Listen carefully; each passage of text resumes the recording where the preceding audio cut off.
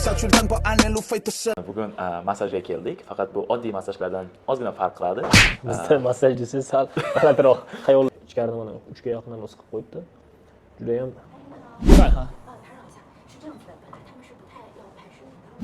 Assalomu alaykum hammaga. 200 ming jamoasi bilan bugun qiziqarli mavzulardan birini ko'tarishga harakat qildik.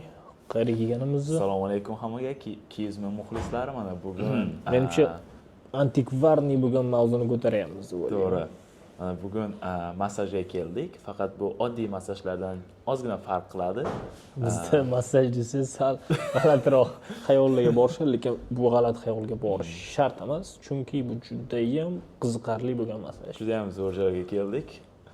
Hozirgi qilinadigan massajda so'qir odamlar massaj qiladi. Ya'ni ko'zlari ko'rmaydi. O'shaning uchun bu yerda hozir o'shanga kelib ko'rdik. Mana shunaqa xonalarda massaj qiladi. O'sha ko'z ko'rmaydigan odamlar maxsus apparatlari bor, vaqtlar belgilanar ekan, o'shanda massaj qilishar ekan. O'sha yigitda ham yelkasida og'riq bor edi, o'shani hozir oldirib tashlashga harakat qilamiz. Men sal boshim og'riyapti. Ko'ramiz qanaqa massaj qilishar ekan. Mana hozir 1 soatlik anaqadan oldik. Paketlardan oldik. Qani ko'raylik 1 soat massaj qanaqa bo'lar ekan. O'zi avval eshitganmisiz ko'r odamni massaj qilish haqida? Juda ham ko'p eshitgandim, lekin biror marta hali kelmagandim. O'zi 1-2 marta kelib ko'rgandim, juda ham qiziqarli, chunki o'sha masalan ko'zi ko'rmaydigan so'qir odamni massaj qilishadi. Bunda chunki juda ham professional ishlashardi. Bu hozir yangi joyga kelib ko'rdik. Bular ham shunaqami yo'qmi? Chunki aniq o'sha qayerda og'riq borligini birdan aniqlab oladi. Ular 1 yil 6 oylab o'qiydi mana shu kurslarga-da. Maxsus kurslardan o'tib shu ishga yollanadi. Hurmat qilinishi kerak joylardan birov bo'lganligi deb o'ylayman. Endi masalan nogironman deb o'tirib qolib ketmayapti deb o'ylayman-da. Chunki shu masalan ko'zim ko'rmayapti deganda ham o'sha ishlayapti-da. Masalan sog'lom odamchalik bir kun polniy band ishlaydi deb o'ylayman-da. Qolish kerak shu ko'z ko'rmaydigan odamlarga ham mana shunaqa sharoit yaratilganligini. Vaqtini unumli foydalanib, nima deydi? O'zini mehnatlarini joy-joyiga qo'yib ishlab, pul topib, o'zlari qilib yurishibdi. Bu Xitoyda juda ham ommabop bo'lgan massajlardan, masalan, Xitoyga kelsangiz tavsiya qilamiz. Shu blind massaj deydi ingliz tilida. Bu yerda o'zbekchasida o'sha so'qir odamlarni massaj qilishadi. Ya'ni qariroq odamlar ko'proqda. Masalan, eng yaxshi taraflardan biri deyman, xotiningiz bilan kelsangiz ham yoki tanishingiz bilan, ayol kishi bilan kelsangiz hamda bir xil odam uyaladi-da massajga borganda ham.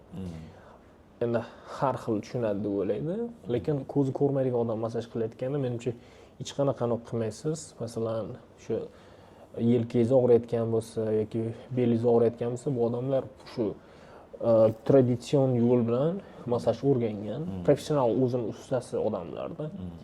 Ko'pchilikka tavsiya qilaman, 1-2 marta o'sha kelib ko'rdim, professional o'sha odamlar, xohlasangiz o'sha erkak kishi uchun, ayol kishi uchun ham o'shani massaj qiladi. Juda ham professional massaj qiladigan deb o'ylayman. Mana chaqirishyapti hozir, kirib ko'rsak bo'ladi.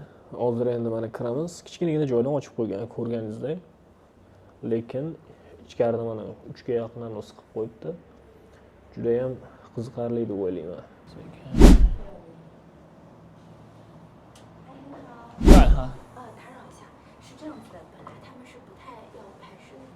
不是，我们啊，对，我们就放在这里好，可以吗？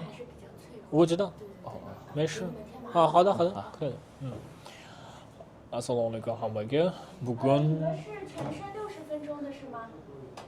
可以。全身60分钟。可以的，没问题。2位全身60。Xitoydagi. 你好。yapib qo'yaveramiz. 哪边？不是。你在哪边？我在中间吧。行。好的。我去那边。这边它这边没有，这边是铺的。这都是铺的。行，你直接趴的啊。没事，我这衣服、围巾挂那边床上吗？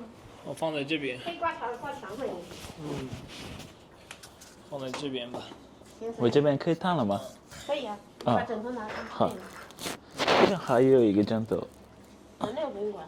这里对，那个是真小的。这个拿。真的放在罐车上就行。要喝茶吧一点儿，就马上开始了。辛苦你们。没事。先怎么烫？直接趴着就行，哪里累？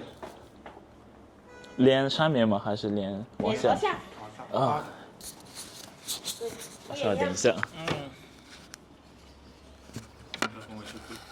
那我要喝吐了里去。这上去了，鞋子都现在脱掉趴着了。眼睛。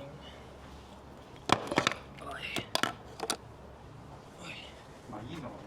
懂了，痒了。有哪里比较累的吗？可以吗？再开始。主要哪里重点哪里比较累啊？上面肩膀。头也行，这个也行。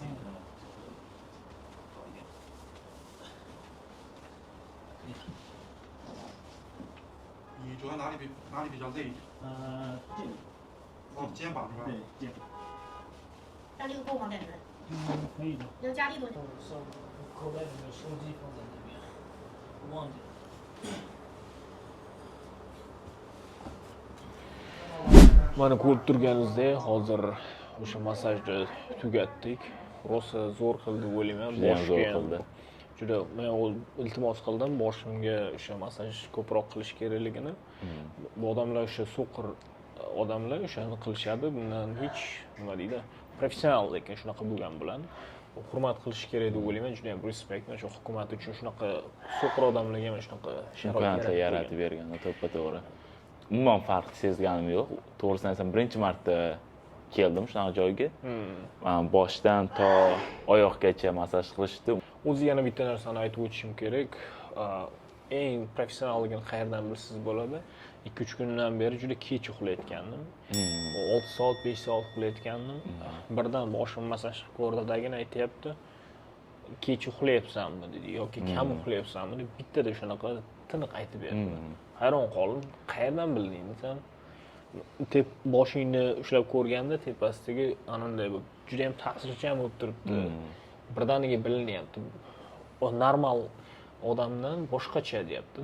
Ko'pincha keladigan men oddiy klientga qaraganda boshqacha bo'lib turibsan dedim. Hayron qoldim. Mas'ullarni ushlab, muskullarni ushlab, qayerda og'riqlar borligini aytib beryapti. Bittada tushuntirib berdi. Menda ham shu oxirgi paytlar shu yelka og'rib turgandi. Eng ko'p shu yelkaga e'tibor qilishdi hozir, chunki o'sha mas'ullarni ham ushlab berdi. Mana shu mas'ullar og'riyapti deb. Qayerda muammo borligini. Hozir endi ancha yengil bo'lib qoldim. Eng zo'r taraf men oyog'im tagini ham ushlab ko'rdidagan. O'sha yerda ham og'riq qayerda borligini, nima bo'lganligini, kam uxlaganingizni aniqlab oladigan tochkalar bor ekan. Shulardan bilib olar ekan. Qoldi, mana joyini ham ko'rib turibsiz. Juda ham ananday yaponskiy stilga o'xshatib qo'yibdi, lekin Xitoydagi anosi. Ko'rganingizdek, o'sha ko'r odamlar, ya'ni so'qir odamlarga ham shunaqa sharoit yaratgan. Mana qobiliyatda bu soha professional sohasi. O'sha ko'z ko'rmasa ham o'zini hunari bilan, o'shani bilan nima deydi, qobiliyati bilan ishlab o'sha pullarni qilib yuribdi. Keyin bu qanaqa yurishi haqida aytadigan bo'lsak, yonboshida telefonga o'xshagan mashinkalar bor. O'sha so'qir massaj qiladigan odamlar uchun. Keyin o'sha knopkada vaqti belgilangan bo'ladi. Hozir biz 1 soatlik oldik. 1 soat ichida o'sha ovoziy xabarda o'zi mikrofonga o'xshab bu yerda aytib turadi, telefonga o'xshab tepasida. O'shanga qarab qancha vaqt bo'lganligini aniqlab oladi. Bu o'zi juda qiziqarli deb o'ylayman. Chunki ko'zi ko'rmaydigan so'qir odamda bunaqa massajga masalan birinchi marta kelganman deyapsiz. Hozir ko'pchilik uchun qiziqarli bo'lsa kerak deb o'ylayman-da. Chunki ko'pchilik oddiy spaga nimaga boradi-yu. Lekin bu spadagidek emas. Bular o'sha shunaqa odamlar maxsus professional o'zi massaj qiladi. O'zlari ham aytib o'tgandek, o'zlarining maktablari bor ekan. Maxsus o'sha yerda o'rgatishar ekan. 6 oy, 1 yillik kurslari bor ekan. Shuncha uzoq vaqt sarflashar ekan. O'shani massaj qilishni o'rganish uchun-da, to'g'rimi? To'ppa-to'g'ri. Menimcha bugun juda ham zo'r bo'ldi deb o'ylayman. O'zim ham ancha charchab yurgandim. Charchoqlar chiqarib tashladi. O'zingizda taassurotlar qanaqa? Taassurotlar juda ham zo'r. Shu umuman bilingani yo'q, farqi yo'qdek. Как будто hamma narsani ko'rib turgandek qilgandek. O'shanda lekin ko'zi ko'rmasa ham shu aytmoqchi bo'lganim rostdan, masalan, ba'zi bir odamlar ayoli bilan kelishi mumkin-da, masalan. Agar o'shanda yoki o'zingiz ham masalan har tomondan o'ylab qarasangiz ham bir xil odam uyaladi hamda. Mana masalan o'shanaqa odamlar uchun bu juda ham zo'r deb o'ylayman. Chunki masalan o'sha ko'z ko'rmaydigan so'qir odamni massaj qilishida.